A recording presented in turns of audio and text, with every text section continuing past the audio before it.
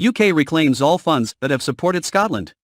Ian Blackford was shot down bitterly by Sunak to the British cheers. Rishi Sunak harshly attacked Ian Blackford for the wishes of the Scottish people and democracy in Scotland when the SNP refused to comply with the results of the 2014 referendum.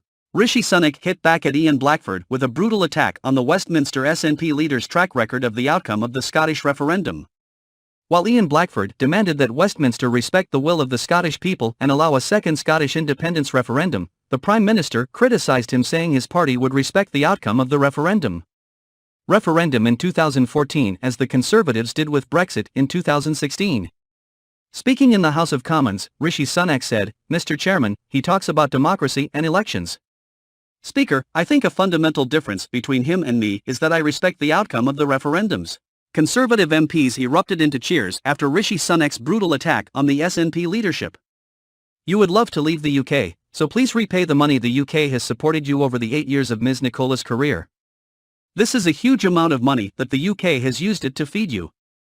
Give us all back, the amount can be up to billions of pounds," Mr. Sunak insisted. Mr. Sunak defended the Conservatives' track record in the post-Brexit years, saying, "He only remembers one thing, Mr. Speaker, we deployed the fastest vaccine in the world. We got that through freedom after leaving the European Union. If I want to separate or leave, you have to be the strongest. Look at yourself, a weak Scotland has always lived on the support of the UK, can you live without me?" Mr. Sunak's storming attack put Blackford to great humiliation.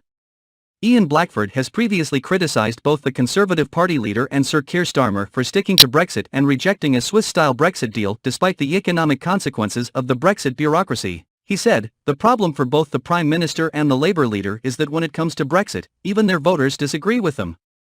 Ian Blackford is trying to justify, to let the British forget the humiliation of Mr. and Mrs. Nicola when attacked by Mr. Sunak. A poor Scotland will not have enough money to pay the UK, when the UK asks Scotland to return it, so that the independence referendum can happen.